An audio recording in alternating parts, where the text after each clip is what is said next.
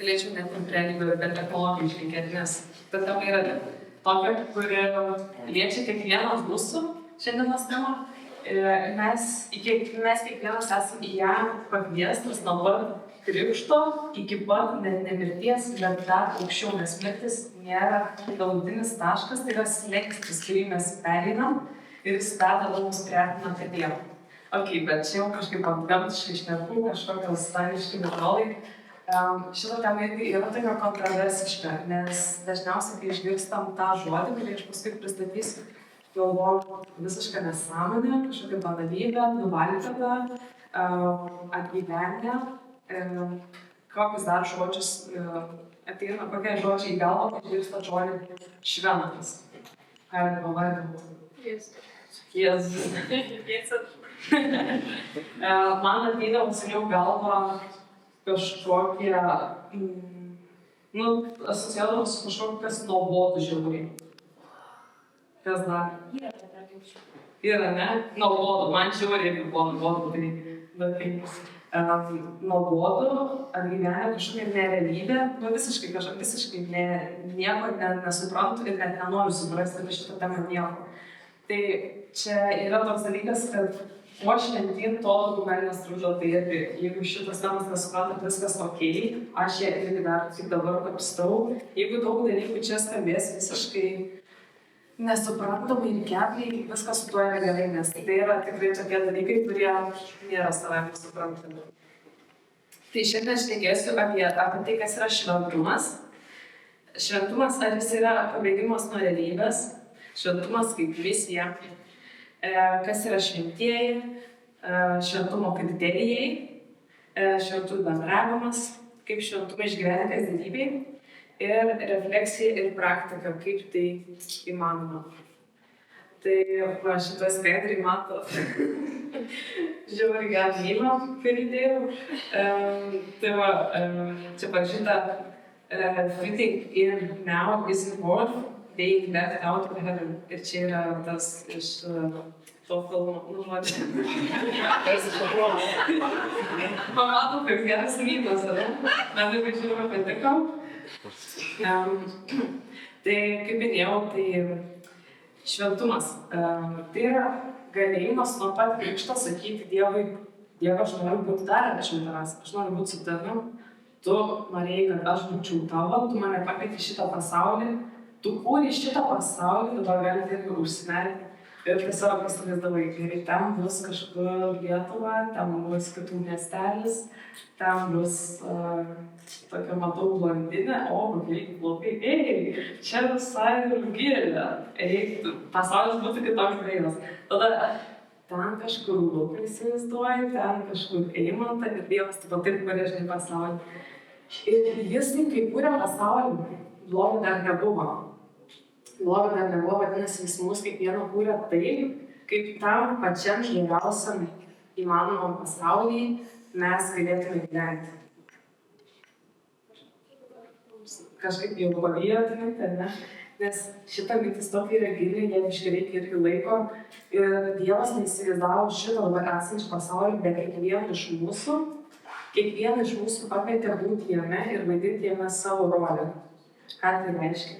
Jis įsivaizdavo, kad būtent tas žmogus gims tai šeimai, su tom sąlygom, kokios yra, ir jis yra pakviestas grįžti pas mane.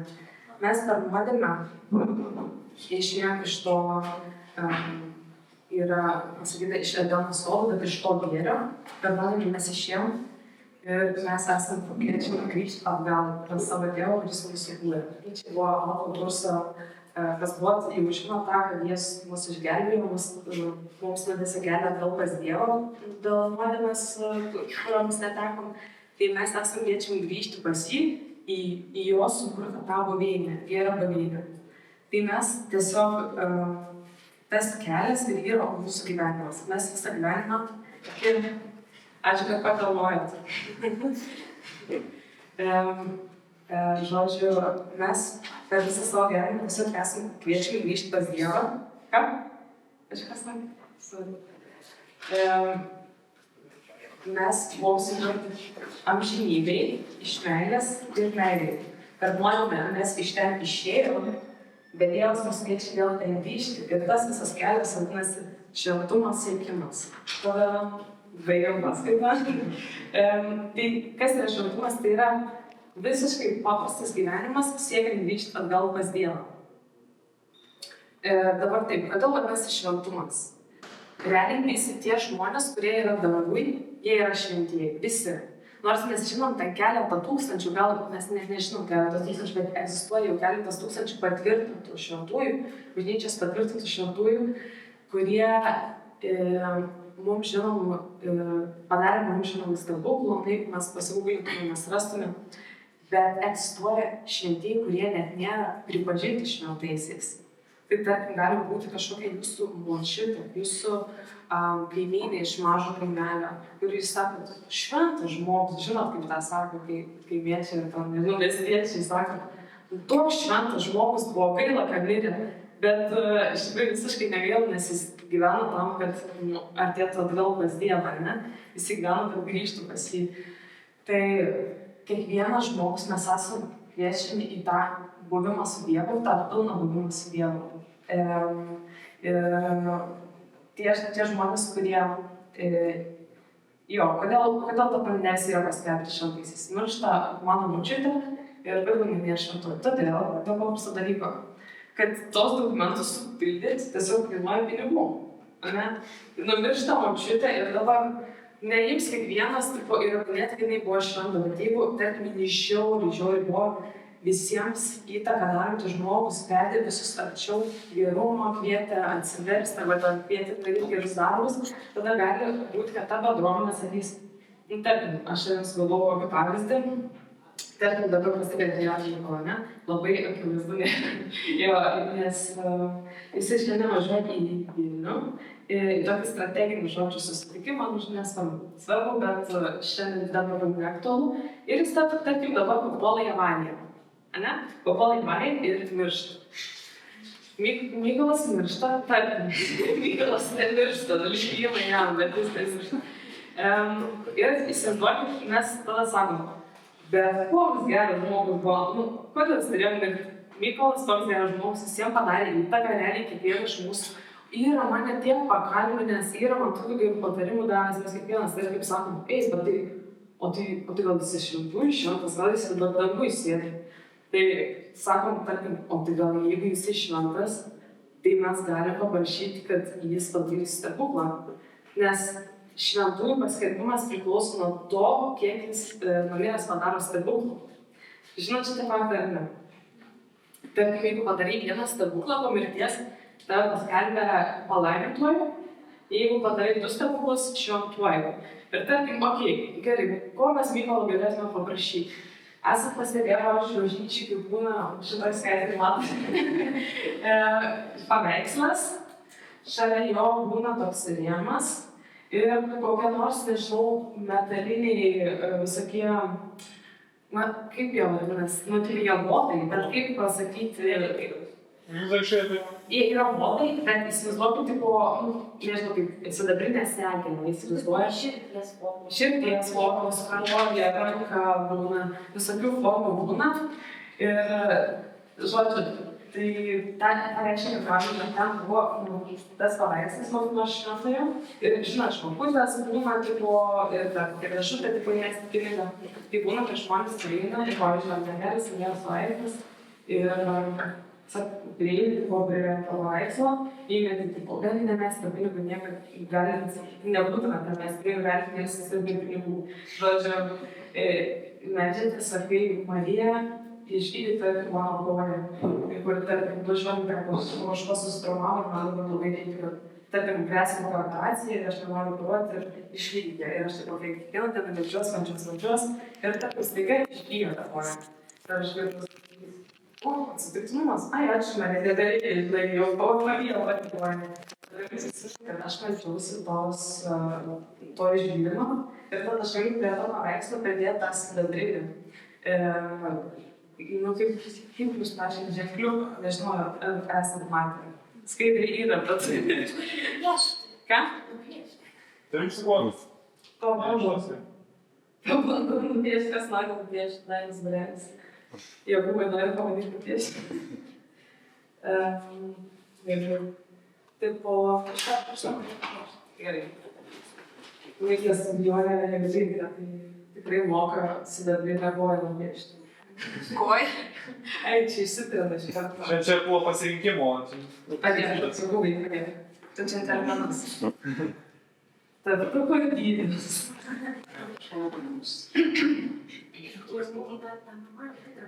Tai pieš didelę koją. Koja? Vaikas visą prausą, didelę koją. Aš čia galėtų senelį koją gal. Ir tu gali šimtą apie. Vienas iš kito galės. Tu nešia šimtą. Čia va yra blogas. Jo, tai va tokių palei paveikslą būna visokių, tarkim, kavų yra. Suliepsna. Jau Valentina dėl mažai.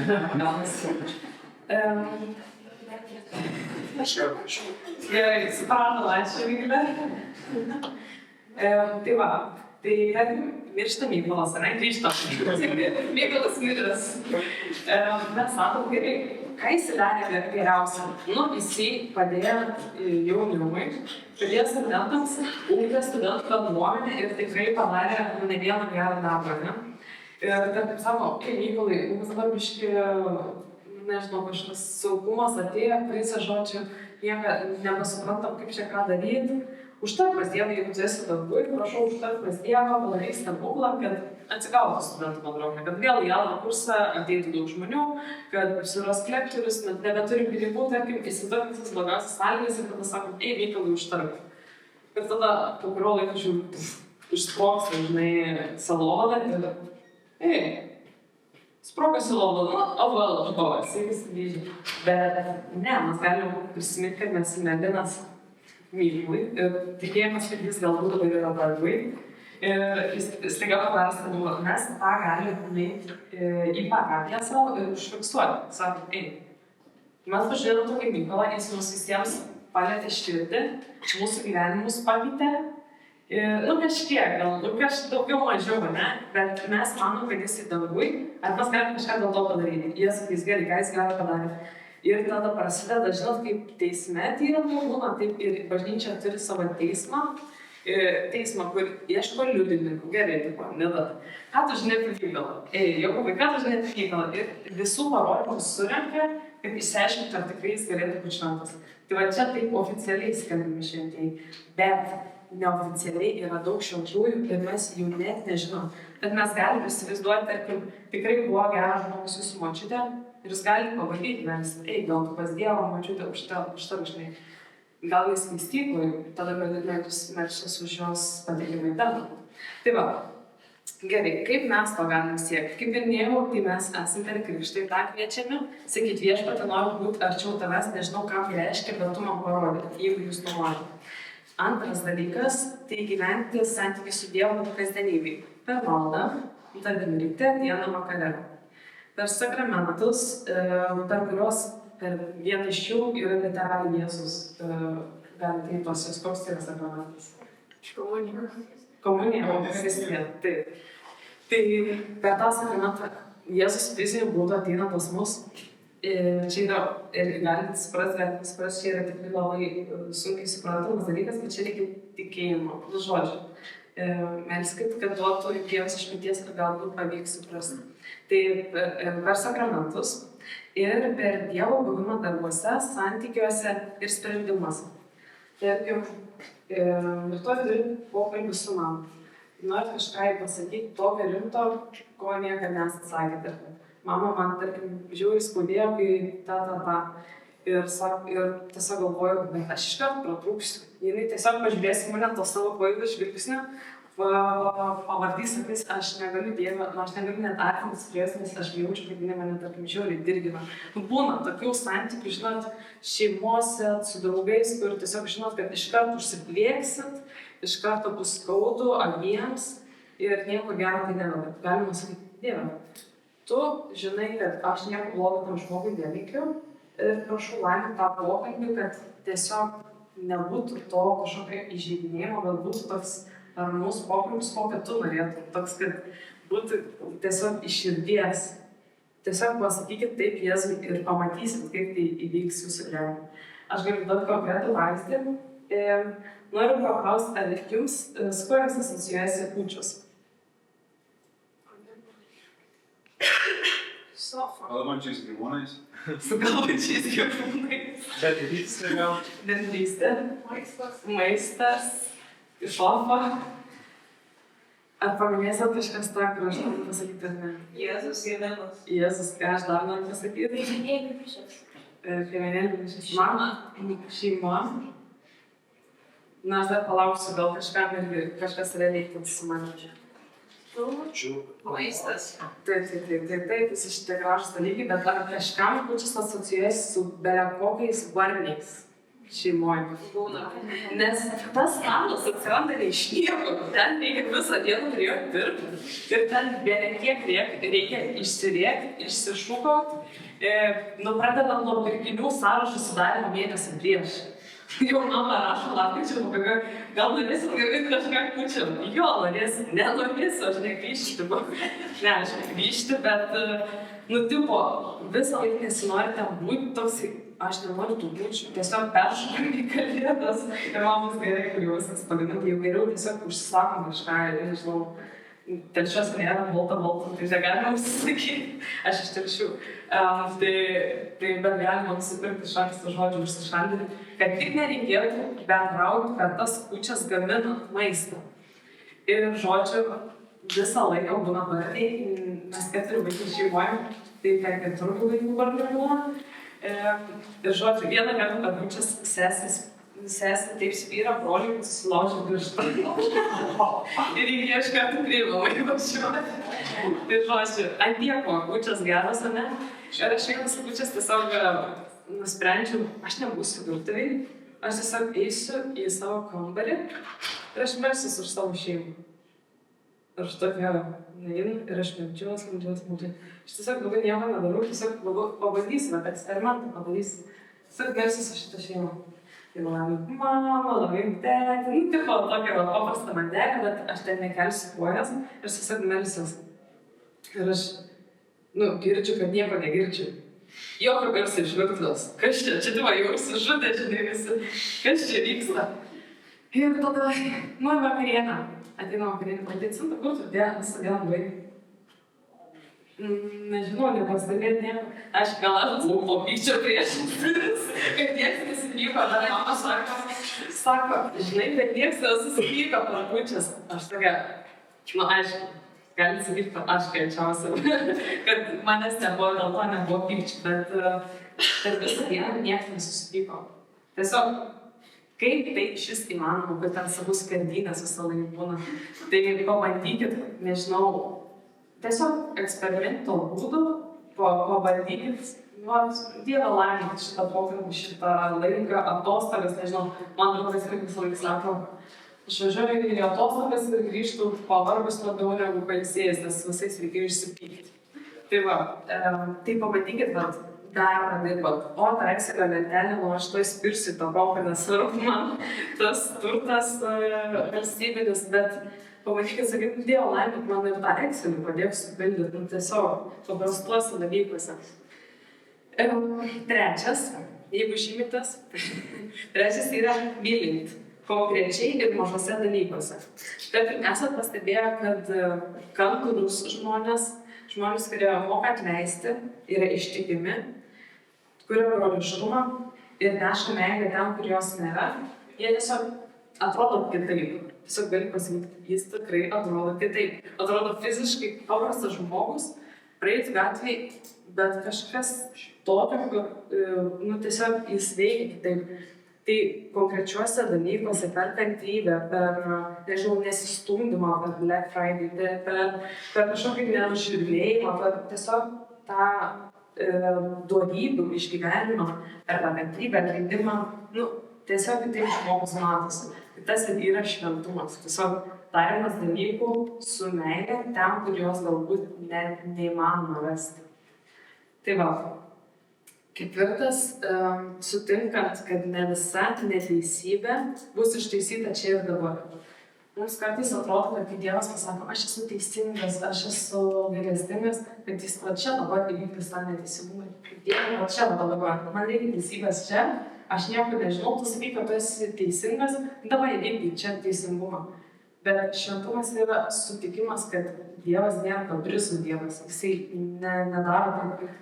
O jisai paprašė einu tipo iš karto įvykdyti tą savo teisingumą. Ne, jis įvykdys tada, kada jis norės, jo norimų būdų ir jo norimų aplinkybę. Gal tai vyks visai kitaip, negu mes esame įsivaizdavę. Ir tas pripažinimas, kad mano kaprizai nėra svarbesni už Dievo teisingumą, jis jau yra geras šventumą. Gerai. Šventumas tai yra kai žmogiškumas susiduria su šventąja dvasia. Kartais mums atrodo, kad šventumas yra pabėgimas. Tarkim, man irgi dažnai atrodo dabar, kad tie šventieji gyvena kažkur vienuolynuose, kažkur kalnuose, ten tikrai žiauriai gražu, matosi ežeras, jie neturi šeimų, neturi su kuo pyktis, neturi namiškių, neturi darbo. Tik ko jie pyktis, aišku, kad jie šventieji, bet man čia nėra galvos. Ir kartais atrodo, kad, jeigu aš norėčiau būti šventas, aš turėčiau pabėgti, nes pasaulyje negaliu būti šventas. Bet iš tikrųjų parašyta vienam tokiam bažnyčios dokumente, jeigu esame girdėję encikliką, vadinasi. Tai jeigu norėsit paskui patikslinsiu, čia dabar lotyniškai neskaitysiu, nes neprisiminsit, tai nebejok šventumą, jis neatims gyvumo ir džiaugsmo. Kartais atrodo, kad po sunkių studijų, sunkios darbo dienos, aš geriau neįsiu ir pažiūrėsiu filmą. Bet žodžiu, prapadžiamas. Žodžiu, bet esate žiūrėsi serialą, nors esu matęs 3 kartus, ne kokie draugai, dar kažką. Ir, nežinau, be vieno serialų galėčiau išvardinti, bet jūs įsivaizduojate, ne? Ir galvot, kad čia yra poilsis, čia yra gyvenimo atgaivimas ir, taip aš atsigausiu. Ar kitas variantas - eiti į savanorystę, eiti į, pavyzdžiui, klinikas. Kiek žino dar savanorysčių, kas vyksta studentų važiuotojų? Samariečiai, dienos centras vaikų, apuolė, tai yra su neįgaliaisiais ir trečias, net paminėjau, klinikas. Taip, tai pavyzdžiui, kodėl dabar imu klinikų pavyzdį, nes kai ten nueini, ten visai kitokia realybė. Ten tu, pavyzdžiui, pamatai šeimą, kurią jau 3 kartą lankai žmogų, tu lankai ligoninę. Bet tu tiesiog 3 metus iš eilės matai tą patį vaiką, tai pačioj lovai. Ir tu atneši jam mandariną ir siūlai pašokti arba pasparminti arba dar kažką. Ir matai, pavyzdžiui, tą mamą, tą pačią mamą ir duodi jai ir šokoladuką ir sakai su Valentinų dieną. Man. Jo, jūs, prašau su Valentino dieną. O tai gal ir jūs norite pasparminti? Aš? Šiaip man žiūrėjau patinka piešti. Ir matai, kaip išsilyda tiesiog širdis. Arba įlyba tais, kas esat balsumų koridoriuose, tos ligoninės. Tai yra tokia požemiai, nežinau, kaip ir video žaidimą. Tiesiog labirintai. Ir eini jais.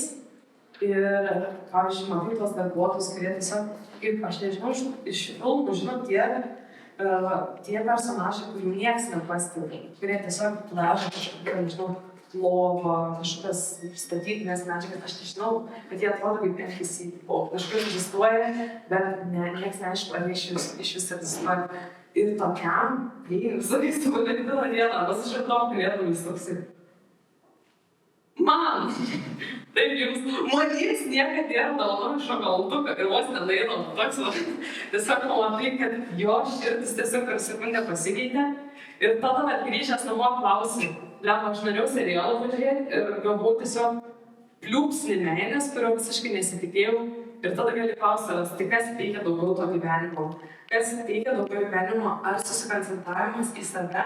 Ar susikoncentravimas į visiškai ne save, o kitą? Nesvarbu, aš turiu resursų, neturiu.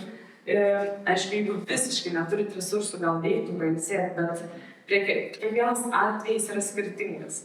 Bet tiesiog pagalvoti, kas šią akimirką duotų daugiau gyvenimo. Pavyzdžiui, žinot visokias saviugdos knygas, ne? Jos nėra blogos, aš ne visos skaičiau, negaliu sakyti, kad visos yra geros ir skaitykit, bet niekas taip neištobulina žmogaus kaip Jėzus. galima rasti 15,000 saviugdos knygų, bet šventumas susideda iš žmogiškumo ir dieviškumo. Tai kas vakar buvo paragrafai, užvakar vakar, matėt tos du lederius, ne? Reikia kačelinti ir kūną, ir sielą. Mes galim ir skaityti psichologinės knygas ir panašiai, ir galim taip pat siekti šventumo maldoje. Tai nesipriešina, bet papildo vienas kitą. Ir tai rodo, kad tai nėra mažiau gyvenimo, bet yra daugiau gyvenimo. Tik mums gali net ne iš karto tai pasimatyti. Šventumas kaip misija. Tai mes galim kartais galvoti, aš čia nuo 8 iki 5 pati, Excelį papildau ir tada, gerai, dabar eisiu būti šventa. Tai ką čia padarė, žinai. Bet ne, šventumas nėra blogis, nėra kažkokama veikla, bet yra absoliučiai mūsų kiekvienos gyvenimo akimirkos pasirinkimas. Kaip aš tą Excelį pildau, kaip ir minėjau, atkančiau susierzinis. Ar aš net nepasisveikinu su savo kolegą, ar aš, nežinau, nekenčiu, kaip jisai kalba su manim, ir aš nedrįstu jam pasakyti. Arba kaip, pavyzdžiui, autobusą žinau, kaip būna prasitraukus, kubrinė esi, arba kažkas kitas ir nieks jam nepasakė, sakai, savo varšas, kai čia jam pavoktų dabar, čia toks geras laptopas ir tikrai būna, nieks nepasako tam žmogui. Tai šventumas yra tiesiog kiekvieną akimirką bandymas būti tokiu geru, kokiu tik įmanoma. Gal aš žiauriai susigėdinsiu, bet eisiu ir pasakysiu, tavo kuprinė atitrauko, gal žiauriai išraudonuosi ausis, bet kaip iškais, bet koks man skirtumas, aš noriu, kad jis išsitrauktų kuprinę, aš nenoriu, kad jis būtų blogas, kas čia blogo. Tai čia tas mimas, kur su to aktoriu iš to filmo. Tai fitting now isn't for being left out of heaven. Niekas nėra vertas tiesiog nepakliūti Dievo komisiją, tai dėl to, kad Dievas susigėdinti, ne? Nes gėda yra tik ta sekundė, bet realiai tai, ką tu padarei, galbūt bus įrodymas net visam autobusui, kad kažkas išdrįsta tiesiog pasakyti ačiū Dievui. Žinai, būna neišdrįsti, bet kažkas kitas nueina ir arba aš sakau, Dieve, aš tikrai nedrįstu, aš neisiu, bet prašau kažką nusiųs, kad jis išdrįstų.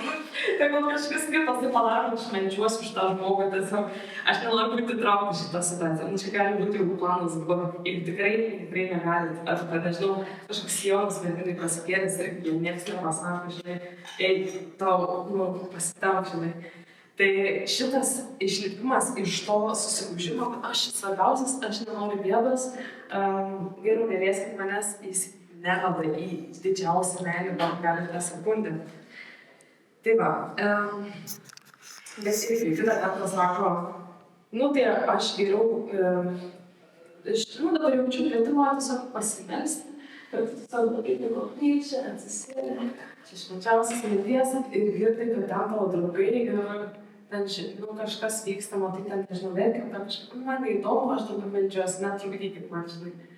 Bet šventumas, toks šventumas, jisai tiesiog kaip džiugana, kaip razina, žinai, kur neišspausi kažkokios gyvybės. Tu matai, kad tą sekundę tau geriau eiti būti su tuo draugu, tai tada tu eik. Jėzus sako, aš būsiu čia visą laiką, tu galėsi pas mane ateiti bet kada, žinai, 24/7 yra adoracijos koplyčių, bažnyčių, tu galėsi pasimelsti bet kada, bet jeigu dabar tavo draugui tavęs reikia, tarkim, pajauti, kad nori paskambinti mamai, kurie buvo blogi dar kažką.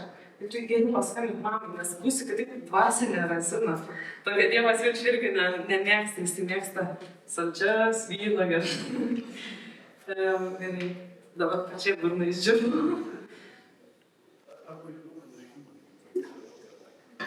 Tai šitoj skaidriai matot, nuotrauką, kad mes iš sodybos, iš jaunimo dienų ir iš Agatos. Tai galit save įsivaizduoti, kaip tenais buvo. Tai čia tą įrodo, kad šventumui reikia dvasios, kuri apima tiek vienybę, tiek bendrystę ir tiek tarnystę. Nes negali būti tik šventas atsiklaupęs, žinai, būna tų vienuolių, kurių tikrai toks pašaukimas yra tenais, jie nėra nieko blogesni ar džiuganas, atsiprašau, pasakyti. Bet visa tai apima šventumą. tiek vienatvė, tiek bendrystė, tiek tarnystė. Pavyzdžiui, man seniau būdavo, kai aš tapau šitą koordinatorį salonas, atėjo baisu, pavyzdžiui, Lukas buvo vienas iš pirmųjų, kurie studijavo ir jie visi vyresni už mane ir aš tokia, čia kaip tik mažur, jie visi vyresni. Ir aš nieko nenoriu tiesiog ten kažkaip su savo burgerius daryti, nelyskit prie manęs. Ir atrodo, noriu susilysti tą komforto zoną arba nieko nedaryti, bet iš tikrųjų tai tikroji tarnystė yra buvimas su tuo žmogu. Gal jam tikrai nereikia to burgerio šiandien, tai gal jam tiesiog niekas jau šiandien dar nepakalbino elementariai. Tai tiesiog nueik ir pabendrauk, žinai. Tai, bet išėjimas iš komforto zonos labai daug reiškia. Šventieji. Čia matot šventai Aurelijų Augustiną. Viena iš žymiausių šventųjų. Kas esat girdėję šventų Aurelijų Augustiną? Jo. Visi žiauriai žymus. Jeigu nežinot, viskas gerai. Vienas iš žymiausių. Tai visi parašė daug teologinių veikalų. Ir kartais gali atrodyti, kad šventieji yra kažkokie kitokios rūšies žmonės. Čia tai jau tikrai ne man. Ir aš tikrai niekad toks nebūsiu. Aš neturėsiu tos kvailos aureolės, kad ir ką jinai reiškia. Bet žodžiu, kodėl užsiminiau apie šventą Aurelijų Augustiną? Nes jis buvo tiek keistas žmogus. Aš studijuodama, kai skaičiau jo raštus, aš džiaugiausi jo, bet aš paskaičiau jo biografiją. Tiesiog noriu. Literaliai. Jam buvo apgintas kaip smulkiai jo gyvenimas, nes jisai iki 17, apie 17 savo gyvenimo metais žiauriai mėgavosi visom pramogom įmanomom. Tai nuo paleistuvystės, su moterimis, su vyrais ir panašiai. Ir ta prasme, kaip įmanoma, ir to, čia šventasis, kaip iš vis įmanoma. Jam žiauriai pasisekė, nes jis turėjo tokią mamą, kuri irgi yra šventoji Monika. Jie visą gyvenimą meldėsi jo atsivertimą. Meldėsi vieną naktį, verkė kruvinom ašarom už jo atsivertimą. Ir jis galiausiai atsivertė. Jis atsivertė, pradėjęs iš pradžių studijavo filosofiją, tada atsivertė, perėjo prie teologijos. Ir galų gale buvo toks teologas, kuris atmetė daug erezijų. Erezija tai yra nesutikimas su katalikų bažnyčia, vadinama, kažkokiu melu,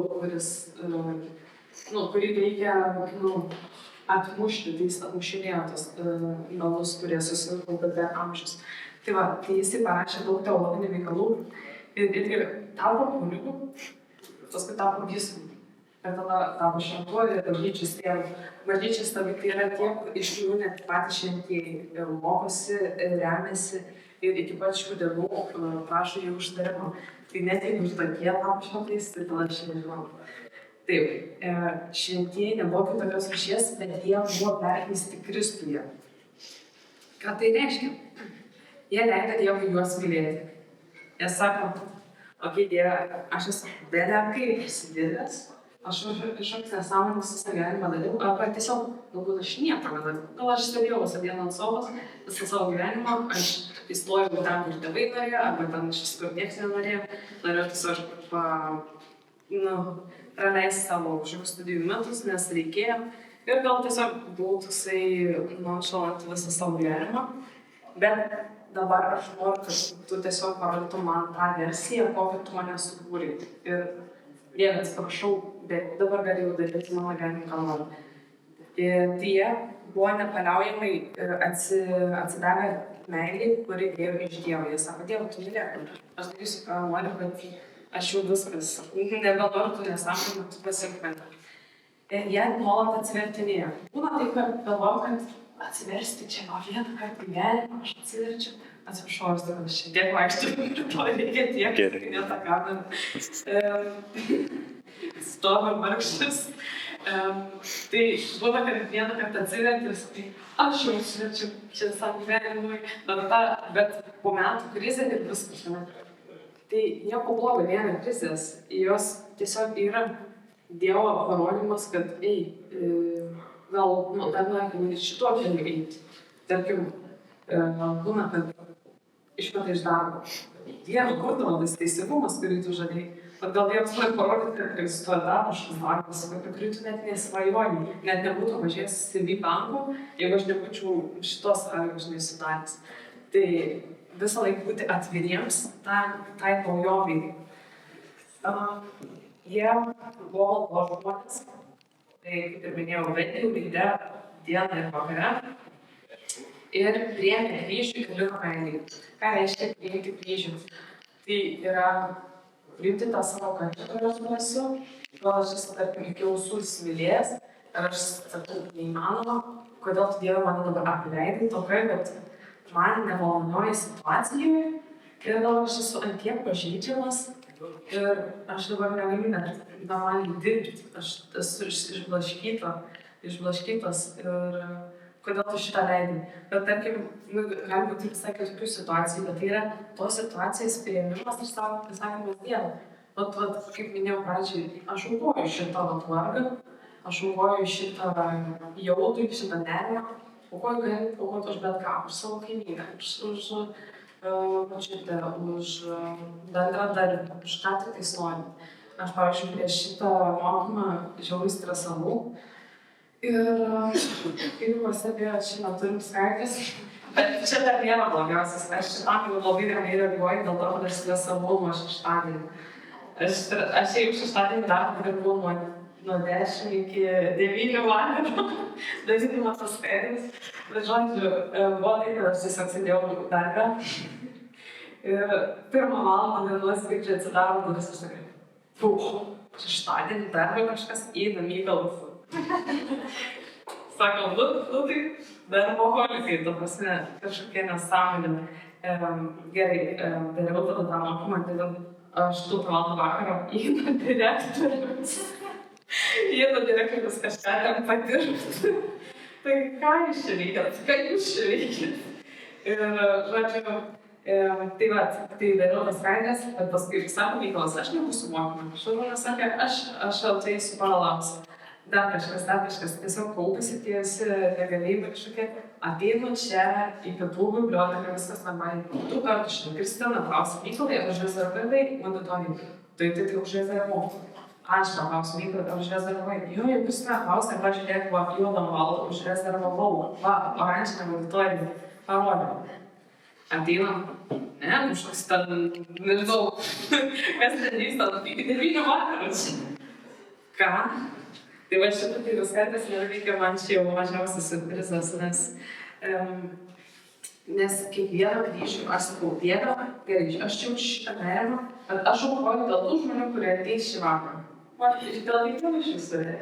Sakau, Dieve, aš aukoju šitą savo nerimą, nes aš bet kaip šiaip batą jau matot filmas. Žiauriai parinaus. Bet sakau, gerai, Dieve, pasiimk šitą, nes man patinka šitie žmonės, kurie ateina, aš juos visus myliu, aš dėl jų ateinu, ne dėl savęs. Tada tu pasiimk ir tu daryk, ką nori. Tai jis ir padarė, ką jis nori, šitą gražią koją man neparodyti. Tai 8 punktas, nežinau jau, kiek jau čia užsižymėjo, kiek ne, kas jau žymytės. Ir kaip manau, koks yra pagrindinis žmogiškas šventumo kriterijus? Galim pavardinti, kaip jūs atskirtumėte? Šitas žmogus tikrai šventas. Šitas žmogus nešventas. Aukojimas. Kuklumas. Aukojimas. Kas dar? Nedaro nuodėmių. Nedaro nuodėmių. Meilės. Galim vardinti viską, kaip jūs įsivaizduoja šventai. Domėjimasis kitais. Vaidinantus. Domėjimasis kitais. Pagarba. Pagėrimas prieš savo bendruomenę. Meilė. Šypsena. Va. Mums šitos kabins ir kas už šypsenas slepiasi. Džiaugsmas? Taip, ačiū. Džiaugsmas yra pagrindinis žmogiškas šventumo kriterijus. Ar norėjot pagalvoti? Aš tai tikrai ne.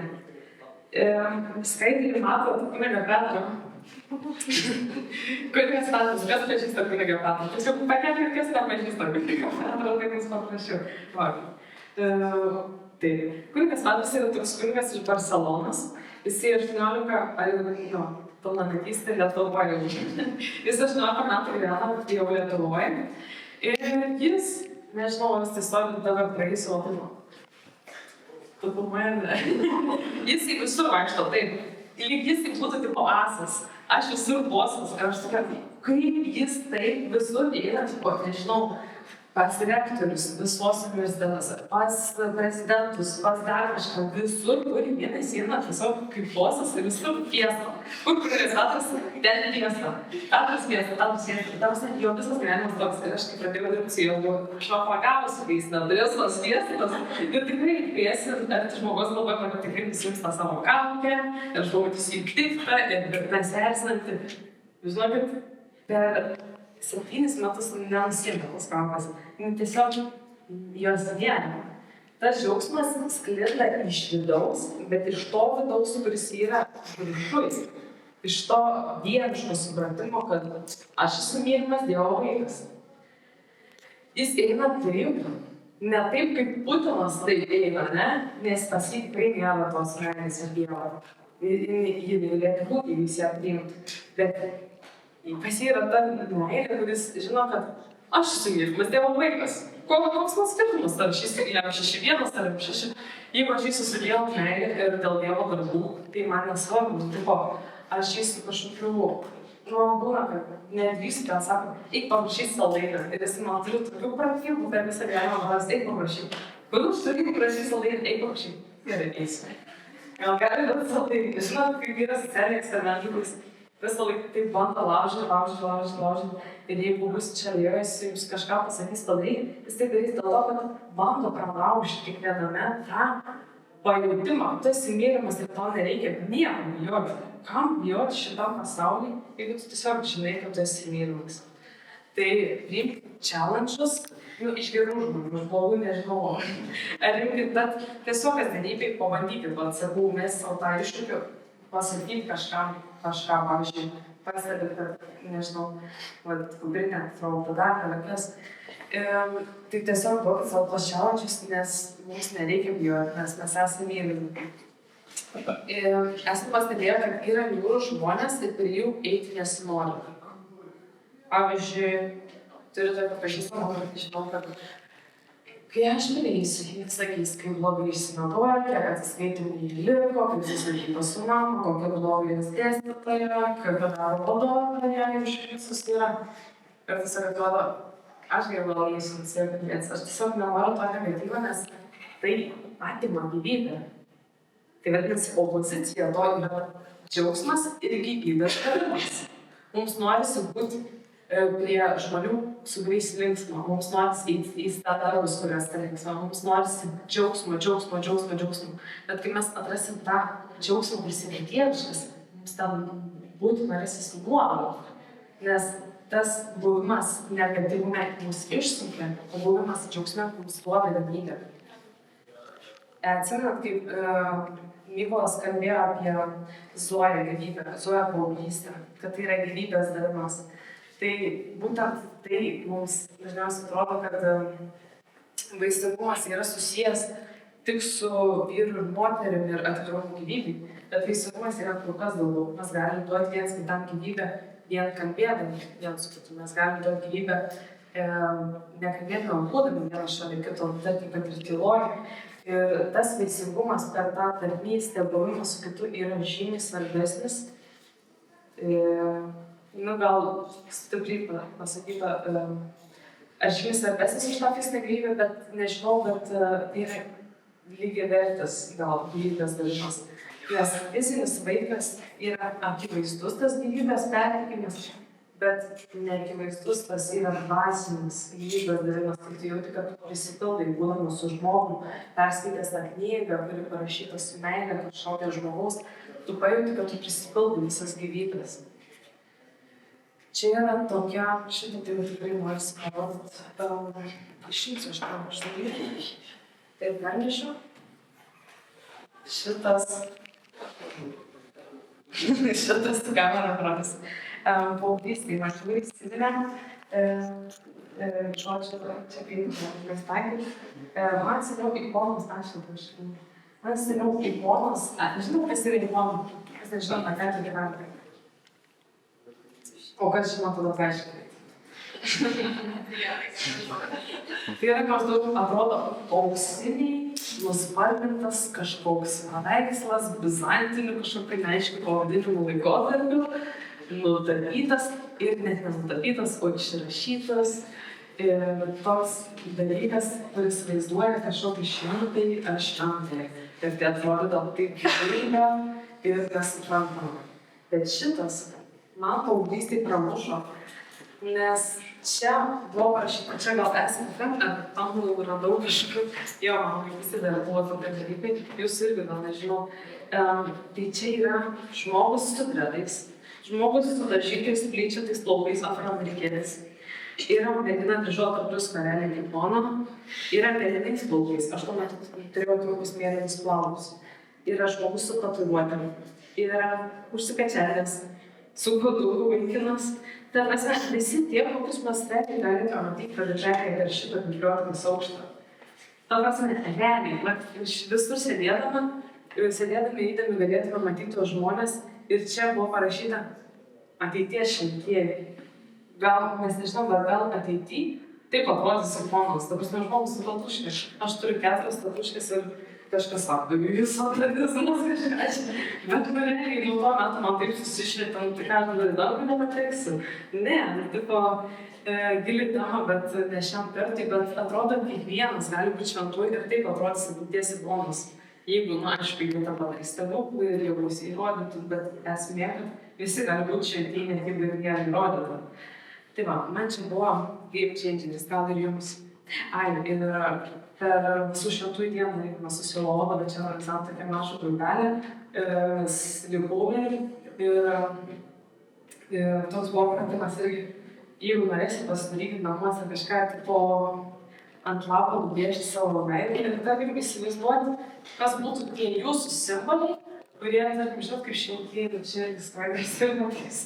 Nesimato, bet, žinot, buvo šventieji, knyga ir plunksna, Žinot, tai reiškia, kad žmogus rašė teologinius raštus, Buvę Biblija, reiškia, kad tas žmogus buvo skaistus visą savo gyvenimą. Kokius dar šiandien simbolius? Vatikonuose. Kryžius būna ten Jėzus statulom, kažkoks Biblija būna. Tai reiškia, kad tas žmogus kažką gali su tuo. Tai galime įsivaizduoti, pavyzdžiui, jeigu jūs grojat saksofonu, gal jūs grojat saksofonu bus. Jeigu buvai įdalyje, gal tu per ką tu šlovai Dievą, tas bus pavaizduota. Tu būsi su, kokį tu ten spartusi diskolą. Tai įsivaizduoti su savo įrankiais, kuriais išlovina Dievą, jūs būtumėt tarp pavaizduoti. Bet čia yra pavaizduotas ir parašyta apie tai, ką kalbėjau, kad kaip mes atpažįstam šventuosius. Tai šventuosius galima, kaip sakiau, jie galime pamatuoti ir nepamatuoti, kurių mes dar nežinom. Jie turėjo herojiškas darybės, kurias mes išvardinome netgi jau keletas nuodėmių nedarės panašiai. Čia labai abstraktu, bet galite ir daryti nuodėmes, bet atsiprašyti, nes neįmanoma gyventi tokio gyvenimo, kur nebūtų nuodėmė. Tiesiog neįmanoma. Ir gyvybės dovanos liudijimas. Mes galim dar pažinti per stebuklus, bet taip pat ir per, nežinau, ar žinot, kas yra relikvija. Pabandykit, Karina, ką pažiūrėjau šitą. Tai tiesiog daiktas, kažkoks, kur žmogus yra fenomenalo. Šventasis jie. Taip. Tai yra kelių lygių tos religijos.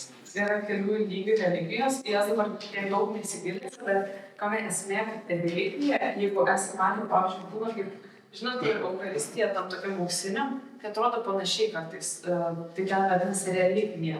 Nes ten yra, pavyzdžiui, gali būti, tarkim, įsivaizduoju vis dar tą patį vaizdą Mykolas ir Mykolo kaulą, kada pasiema. Arba būna, kad žino, kad tas žmogus taip šventai gyvena, ir, pavyzdžiui, jos kanatai krenta dantis ir kai kurie jau visi kažkaip to laikyti, nes jie žino, kad laikyti tai bus religija. Aš žinau, kad šventai, tai kas Marija, tai paėmė jo dar tai įsidėti šiandien vėlį, bet aš žmogus šventas. Gerai, galima galvoti, kodėl tą šventąjį čia dabar prasko, po plaukiuką, po skrūvelę, po plaukiuką, nes taip vyrai, kaip vijori, įdeda plauką, dantį, nežinau, kad rūpo gabaliuką, taip, kas liečia tą šventąjį, kodėl, kurių planų, čia vyravo ateiti po mirties ir kažką čia su juo daryti. Buvo pastebėta, pirmaisiais amžiais, žinot, kai kapakonkose laidodavo žmonės, ne tenais ir panašiai, tai būdavo kapų vagys. Būdavo kapų vagys, kurie ateidavo, tarkim, nebebūdavo vietos ir tingėdavo įpirkti ar kažką daryti. Tiesiog išmodavo tą kaulų krūvą ir, arba, nežinau, ir palaidodavo į kitą žmogų. Ir būdavo, kad atidaro ir tiesiog mato, kad nesuiras kūnas. Tiesiog jisai, kaip buvo palaidotas, jis toks pats stebėjo. Kaip sakai, kaip Karolis Sabutis. Yra daugybė šventųjų, kurios taip pat rado po keliasdešimt metų, po 100 metų, po 300 metų. Dabar nesenai, praeitą savaitę, man atrodo, Pranciškaus Asyžiečio prieš tiek 100 metų, gal 700-800 metų, jo kaulai vis dar nesuirė. Jo kaulai vis dar yra tokie patys. Pavyzdžiui, mediciniškai, kas studijuoja mediciną, ar tai įmanoma? Bet jeigu tam tikrom, bet jeigu tiesiog biologiškai palikta savo, tikriausiai nelabai. Tipo, kas nesuirtų per 700 metų. Tai žodžiu pastebėjo, kad kai eina prie tos kapavietės, kūnas stebėjo toks, koks yra. Ir pavyzdžiui, buvo ligonis, aš dar neatsimenu, kieno čia istorija, kurio šventoje, bet buvo ligonis, kuris negalėjo vaikščioti ir jis tiesiog atsistojo prie kaulų. Prie kaulų būdamas jis atsistojo. Ir tada pastebėjau, kad tie šventųjų kūnai, jie neša tą galę gydyti ir per tai suprato, kad tai gali būti šventas žmogus. Tai rodo, kad mūsų kūnai yra tos šventyklos. Kai mes priimame Eucharistiją, Jėzus yra mumise. Bet mes esame irgi Jėzus šventyklos ir ne veltui sakoma, kad mes esame Kristaus kūnas. Esame girdėję tokio pasakymą. O bažnyčia Kristaus kūnas. Skamba gražiai, bet ką tai reiškia? Aš nesu jos Kristaus kūnas. Kur tu čia matai Kristų? Ar aš aplaukas jo ar ausis? Nežinai, kuri dalis. Ir neišeina suprasti, kad realiai ir jie yra fizinis kūnas. Ir fizinis, bet tai yra ir dvasinis kūnas. Nes Jėzus yra nesida Jėzus. Dabar čia dar palyginti reiks ištrinkti. Yra... Oi, čia dabar vaizdas mano, aš džiaugiausias visai. Neduolis. Neduolis, jo, aš padarysiu sieną, nes taip Jėzus su... Čia man plaukai.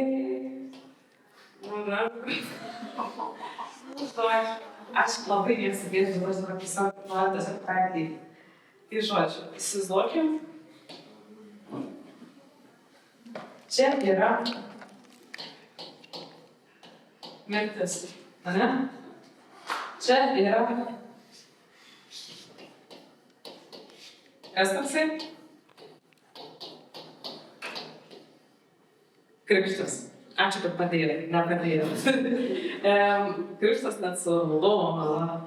Mes pakrikštėjom, mes esame pakrikštėjom, mes įeinam į Kristaus kūną. Visiškai. Čia gyvenam savo gyvenimą. Mes galim gyventi, taip. Galim taip.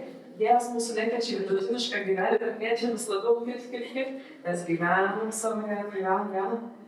Ir kai patekam čia jau visi, kaip ir sakiau, kurie miršta ir yra patekę į dangų, jie yra šventieji. Čia gali būti dar skaistykla ir gali pragaras. Pragaras yra savavališkas pasirinkimas nebūti kartu su Dievu. Sakymas, aš jo nenoriu, aš jo nepripažįstu, jo nėra. Ir net jeigu patenki į skaistyklą, tu turi galimybę pasakyti, gerai, aš klydau, atsiprašau. Aš visą gyvenimą buvau įsitikinęs, kad aš klydau ir tau yra duodama galimybę pasitaisyti. Ir vis dėlto patekti į tą Kristaus kūną per šitą ranką. Dievas sutėsi ranką savo gailestingumą ranką ir gražiai gavosi. Tai mes atsibėčiau nuo mirties, koks Dievas yra geras. Tai Kristaus kūnas Čia yra Kristus, mes sakome, sukime galva. Ką galva daro? Ką reikia iš to žintis? Sveikata. Žiūrėjau,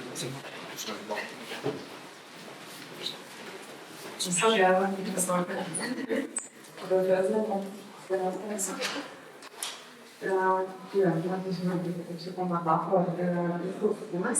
Ir kas vyksta čia? Va, mes esam visi Dievo tauta, mes esam, nes vadinamės mistinis Kristaus kūnas. Mistinis, nes čia vapšė kažkokia nesuprantamybė. Logiškai mąstant nesuprantamybė. Bet teologiškai viskas labai aiškiai paaiškinama. Mes patenkam pas Dievą po mirties, mes esam šventieji, kol gyvenam, mes esam kviečiami. Vis dar neįgam, mes galime kažkur čia, o galbūt gal mes dabar dar irgi nepažįstam Dievą ir gal dar vis dar norim pažinti. Nes aš irgi ilgą laiką tai tiesiog sakau, bažnyčia, jeigu egzistuoja, man patiko žmonės yra geri, aš nenoriu vis dar tai vertis. Vis dar tai yra ok, viskas su tuo yra gerai, kad ir kur dabar savo gyvenime esate, viskas yra ok. Tai tik Dievas siūlo ateiti, nori eiti, nori ne. Ir tada mes galime pereiti prie to, kad šventieji, oi, čia dabar skaidrėse matote Teresė Avilietė. Aš buvau pas Teresę Avilietę Aviloj, esate girdėję apie Teresę Avilietę. Tai buvo tokia bažnyčios mokytoja, tokia stipri moteris ir kai buvau Aviloj, tenais jie gyvena klausų ir yra vienas, kuris niekada neišeina, žmonės niekada iš jo neišeina ir niekas negali patekti. Tu ant tiek nori atskirti nuo pasaulio. Ir tada mes nešinėjai kažkokį į tą vienuolyną, mes įsivaizdavom, ko galim reikia žmogus ten gyvenantis. Mes padarėm kebabą. Kebabą nunešėm pas vienuolės į tą vienuolyną, kurios tikriausiai valgysis kebabą. Aš skaitinčiau kebabą. Mes nunešėm ir sakom, ten buvo 3 meksikietės, 2 ispanės ir man aš lietuvė. Sakom, gal papasakokite apie save ir aš tokia, čia už sienos kalbamės, nes negalim nepraeiti. Ir sakom, čia yra tokia viena lietuvė. Lietuvė.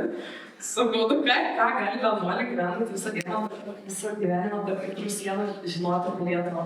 Ir jie nežino, žinot ką? Geriausia fakta pasaulyje. Sako, galit jos paklausyti? Ir jos pradėjo žvengti. Aš tokia, ką čia sako? Nežinau, kažkokia nesąmonė pasakė, sakau, gal gali išversti savo? Sako, paklaus tavęs, ar tikrai Lietuvos, Lietuvų kraujai teka rūkytą agurkėlį? Aš tokia, čia negali būti tiesa, aš turiu pas kažkokią šventąją, kurios aš net nepripažįstu, nes man ant kiek nesuprantama šitą šventumo koncepciją ir klausė, ar mūsų kraujai teka rūkytą agurkėlį. Sako, kažkada kunigai, nes kunigai pas juos ateina, duoti mišių, sakė, bet kunigas per mokslą paklausė, sakė, pasakė, kad lietuviai yra tokia tauta, kad negali gyventi rūkytą agurkėlį. Ir sako, paklausim tavęs, ar čia tiesa. Ir aš tokia, čia kiekvienas dalykas gyvenime, bet tai yra tiesa. Ir žodžiu, tai čia yra į tą temą. Ir žodžiu, tai čia buvo Ispanija ir aš Ispanijoje atvažiavau per keletą vienuolynų ir aš tiesiog tokia galvoju, gerai, jeigu tu egzistuoji, gerai, aš įsivaizduoju, kad Dievas egzistuoja, jeigu tu šventasis egzistuoji, jeigu tu egzistuoji, ką čia dabar tas paprašyti?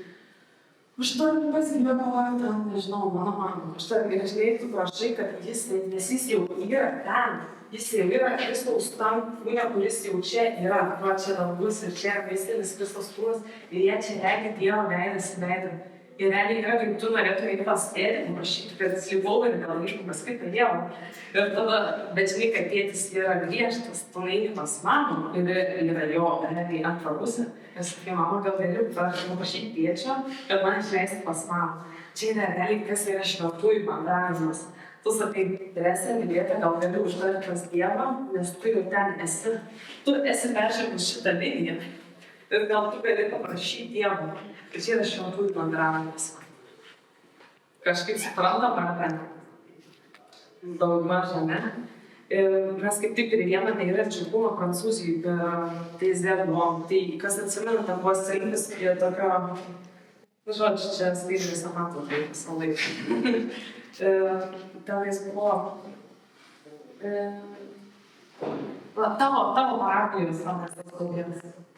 Vincentas Paulėnas. Jo, Vincentas Paulėnas. Tai jo kūnas nesuiręs, vis dėlto sportuoja ten kelių metų, žodžiu, stebuklus. Tai va, tai bažnyčia yra viena šeima, ir žemėje yra keliaujanti bažnyčia. O danguje, kas yra? Triumfuojanti. Esu pastebėję, kad kunigas Petras triumfavo, tipo, kur tu čia triumfavai, papuoliai, ten pasisupavai su keliais neįgaliais, jis sako, triumfavom. Aš tokia, kur mes čia triumfavom? Naivai po klinikų, laimėjom plytą danguje. Ką? Plytą danguje, tipo, įsivaizduoji, čia yra pilna vilnų. Jas ir kalbėjo, ten pasistatyk vilą danguje. Tai jo teorija yra, kad čia yra belekoks, tipo, su baseinais. Tipo, ant kiek tu gyveni gyvenimą žemėje, tai tu čia, tipo, statais tą patį. Jeigu čia, tipo, baužauji, čia, tipo, kažką, gali čia kažką pagalės ant sofos, tai tu čia, tipo, pasistatai gal galūšų. Nu, gerai, geriausia atvejus nuklytinį, na. Jis sako, kad kiekvienas geras darbas žemėje yra plytos į vilą statymas. Tai jis sakė, kad vat, kas sniega prie Agoros mokyklos ir turės daryti plytą savo vilai. Tai mes irgi juokavome, kad po kiekvieno gerą darbą tai jau baseiną jau stato dabar, jau dabar kamino verda, žodžiu. Tai va, tai čia yra vieningas vaistas.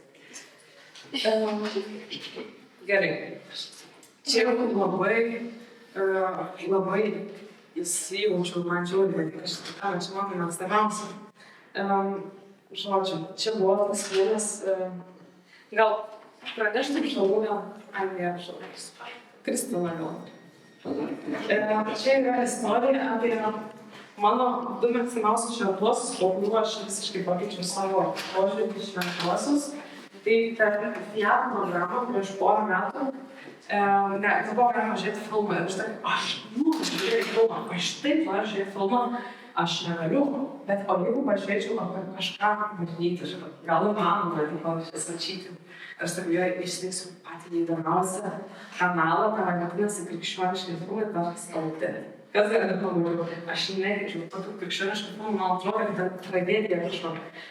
Aš pažiūrėjau filmą apie šventą Tėvą Pilių. Ir tipo, jam davė Dievas dovaną matyti nuodėmes. Ateina pas jį kažkas į klausyklą ir tarkim sako, atsiprašau, keikiausi, melavau, kalbėjau netiesą, pykau ant savo žmonos ir jis sako, tu pralašai savo užramą, tipo, kodėl tu tuo dabar ir tipo, jis ten apsišimė tas vyras, žinai, kad jis tipo lošėjas, bet jis neprisipažįsta. Jis turėjo tokią malonę iš Dievo, tokią dovaną matyti žmonių sielas. Aš nežinau, ant kiek keistai tai skamba, bet jis matydavo tipo nuodėmes ir panašiai. Ir kitas šventasis yra Jonas Paulius II. Mano irgi tas popiežius, kuris čia man dabar atmaikęs, jis yra su konversais. Aš nežinau, ar jūs esate matę popiežius su konversais, bet tai yra popiežius su konversais. Aišku, dabar popiežius Leonas gal irgi turi konversus. Tipo, jis tipo kaip koks kunigas Petras, kad buvo jaunesnis, bet vykdavo su studentais išvykas, su Baidarė plaukų, žygius, su kalnus, varinėną, jis į kunigų susitikimus vis lubų. Ką jis dėdavo su konversus, tai tiesiog atydavo su savo suknelį pasilėkti, taip jos. Ir taip pat pakišdavo tiesiog pas savį, nes jis ant tiek paprastas buvo. Ir aš pažiūrėjau tas filmus, aš tiek žliumbiau, tai neįmanoma, kaip įmanoma gyventi tokį gyvenimą. Jis tiesiog gyvena paprasčiausią gyvenimą ir jis yra šventoji. Ir tada man persimetė tas suvokimas. Tai jeigu galėsim peržiūrėti tos filmus, galėsim pažiūrėti. Ir čia yra Nijolės Sadūnai, tai jinai yra prieš keletą metų, aš galvojau, gal dar pavyks su jais susitikti, bet galų gale nepavyko.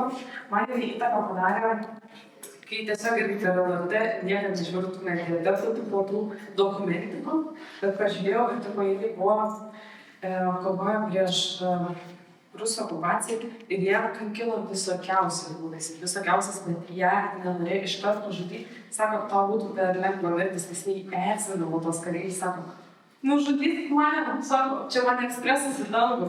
Ir jie taip erzindavo, kai jinai taip sakydavo ir jie specialiai jos nežudė ir ją kankindavo kaip vyriausias būdais. Pavyzdžiui, jinai sėdėdavo celėje toje kalėjimo ir jos pusę atsukdavo radiacijos kažkokius tos aparatus, žinot, kokius, na, aš nežinau, gal ten mediciniškai ar kaip, tipo, ir ją iš visų celės pusės spinduliuodavo kiek įmanoma visą pajėgumą radiacijos, kad jinai ten tiesiog suirtų toj celėje.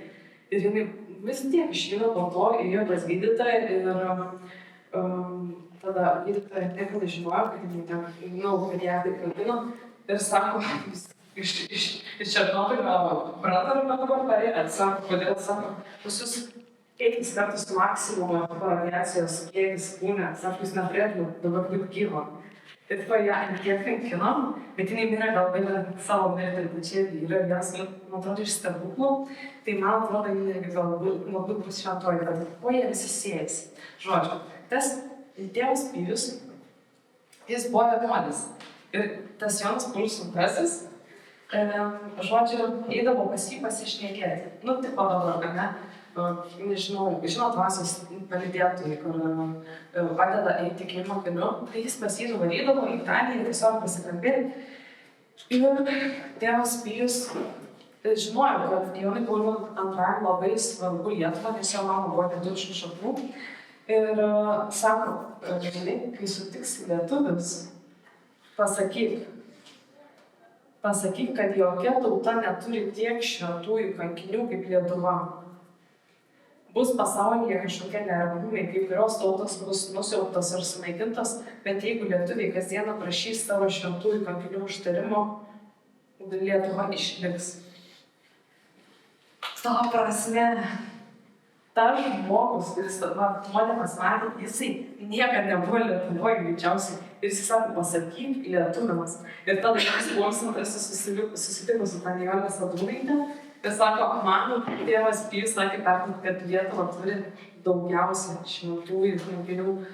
Tai aš net neįsivaizduoju, čia įsivaizduoju, tiek vilų, Lietuvos kankinių vilų. Ir jie, ką? Jonas Paulius II paskelbė šventoji tą tėvą Pijų. Va, Jonas Paulius II paskelbė tėvą Pijų šventuoju.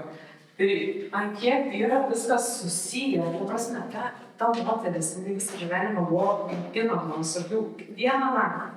Ir nes neturiu vilų, kad mums tiesiog paprašyti reikia to uždarimą, prašau to uždarimą. Tai mums vienas kankinys irgi sakė, kad mes tiek pasitikim žemiškais galimaisiais, tai tokiu valdžia, o mes nepasitikim dariškais galimaisiais, kurie yra šeimai galimaisiais. Jie yra realiai su Dievu, jie dabar yra Dievuje. Jie yra šventieji ir mes pasitikim šitais, nežinau, koks, nežinau, Lietuvos politikai, galite įsivaizduoti Lietuvos politikais ir mes jais pasitikim daugiau negu šitais, kurie realiai gali mus daro griežta. Čia yra visų jūsų nuotraukai, visų. Tai čia parašyta, visi yra kviečiami būti šventaisiais.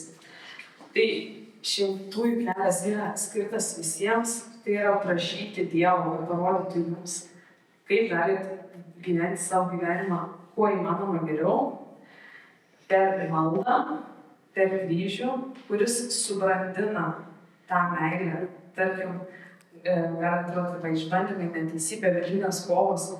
Atrodo, kaip tik proga pasiduoti, bet tai mums veda į tą nuolankumą, atleidimą ir pasitikėjimą Dievu. Dieve, tu žinai geriau, tu žinai, kad man kas gaidamės norėsi šitą piešinį. Tu žinai geriau kiekvieną situaciją negu aš. Ir šventumas kasdienybėje kūrė pasaulį.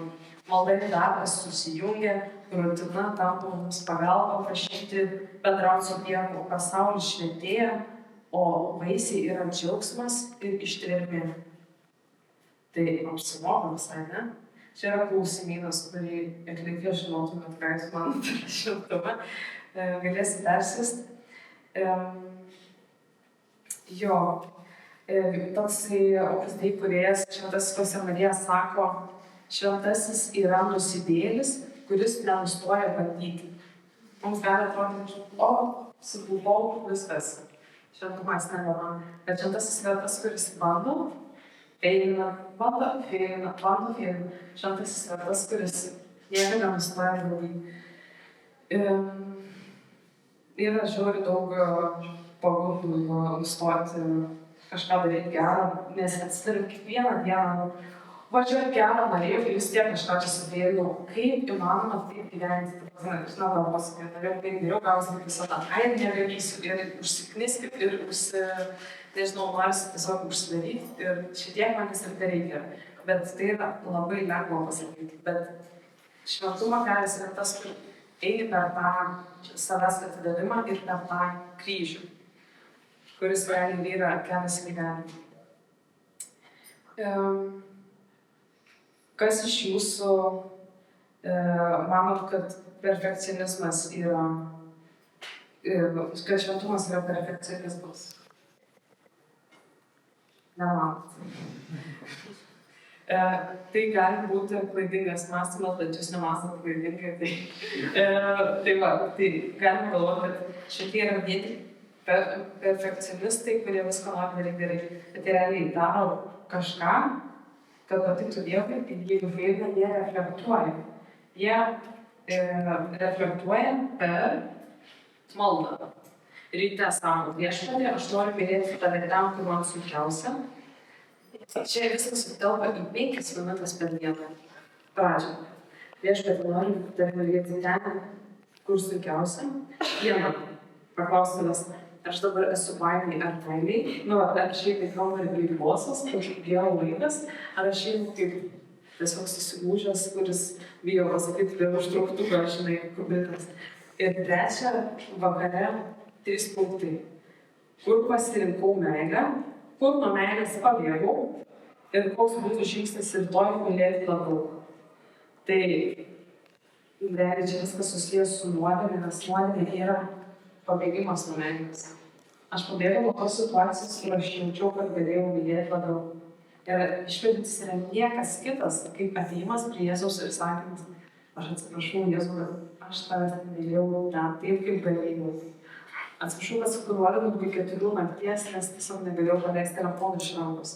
Atsiprašau, kad nepasportavau, nors tikrai turėjau tam laiko. Atsiprašau, kad šaukiau mamą, kai tiesiog galėjau patylėti. Tai nuodėmė yra ne kas kitas, kaip meilės nebuvimas. Aš norėčiau mylėti, bet aš tiesiog nesusilaikiau, ne? Tai čia yra nuodėmė. Nėra kažkoks nužudymas, ne, kaip mes prieš katechezę girdėjom.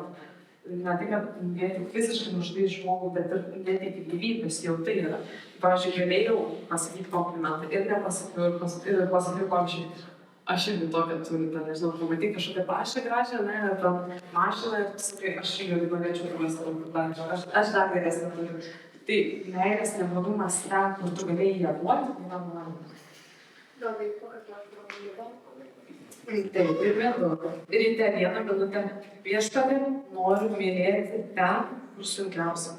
Šią dieną atsikeliu, Viešpatie, noriu mylėti ten, kur sunkiausia. Antrą dienos metu, per pietų pertrauką, ar dabar esu baimėje ar meilėje? Aš dabar myliu, ar aš labiau bijau tos meilės? Ir taip.